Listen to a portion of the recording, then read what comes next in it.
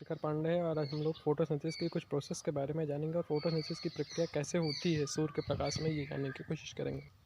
तो जैसा कि ये आप पेड़ की पत्ती को देख रहे हैं, कहते हैं कि इसमें पेड़ की पत्ती के निचले भाग में क्लोरोफिल पाया जाता है जो कि ग्रीन कलर का होता है।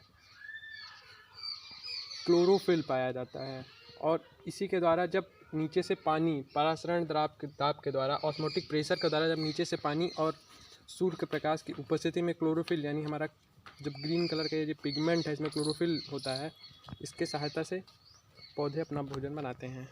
इसलिए अक्सर सुबह के समय जिस टाइम पर सूर्य जिधर मुँह होता है उधर ही इनका मुँह होता है पत्तियों का, और जब धूप ऊपर जाती है तब इनका सीधा हो जाता है और शाम के समय झुका हुआ आप इनको देखेंगे। सिंथेसिस की प्रोसेस में कुछ चीज़ें होती हैं जिन्हें हमें जानना है, जैसे हमारा फोटोसिंथेसिस।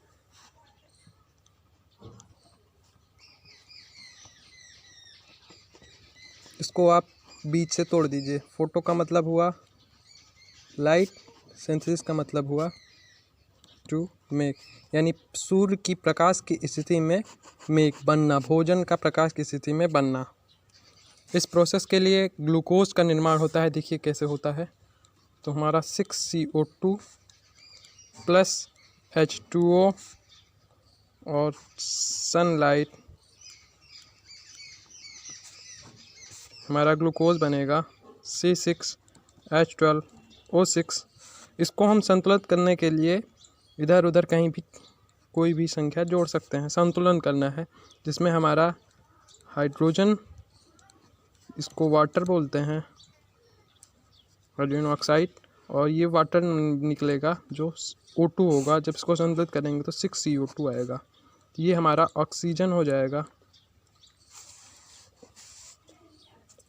कि प्रोसेस में प्रकाश का होना अति आवश्यक है, फिर वो सूर्य का प्रकाश हो या फिर हमारे जोसेफ प्रेस्टले के द्वारा किया गया एक अनुप्रयोग में उन्होंने एक जार में मोमबत्ती, एक जार में चूहा और एक जार में पौधे को रखा था। जब लास्ट में इन तीनों चीज़ों को एक साथ रखा था तो चूहा जीवित था। इससे पहले जब उन्होंने मोमबत्ती को रखा था और चूहे को रखा था तो चूहा जीवित नहीं था, और दूसरी बार में जब उन्होंने पौधे को रखा था और केवल चूहे को रखा था तब भी चूहा जिंदा नहीं था। बस तीसरी बार में जब उन्होंने तीनों चीज़ों को एक साथ रखा था तब तो चूहा जीवित था। Thank you so much.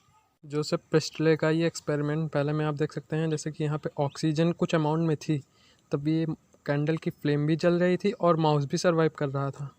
But कुछ समय बाद जब ये ऑक्सीजन ख़त्म हो गई तो यहाँ पे फ्लेम भी नहीं है और माउस भी डेथ हो चुका है।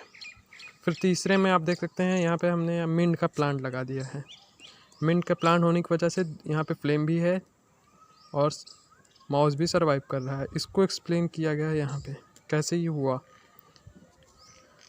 तो यहाँ पे आप देख सकते हैं कि जब ये पौधा है, पौधे से ऑक्सीजन निकल रही है, और यहाँ पे फोटोसिंथेसिस की प्रोसेस की बात है तो जब कैंडल है, कैंडल से कार्बन डाइऑक्साइड निकल रही है और माउस से भी कार्बन डाइऑक्साइड निकल रही है, जिसका यूज़ पौधा कर रहा है। फोटोसिंथेसिस की प्रोसेस लाइट की वजह से हो रही है और माउस से CO2 इसको मिल रहा है, जिसकी वजह से ये अपना फूड बना रहा है और ऑक्सीजन को रिलीज़ कर रहा है, और इसकी ऑक्सीजन की वजह से माउस भी सर्वाइव कर रहा है और फ्लेम भी सर्वाइव कर रहा है। Thank you.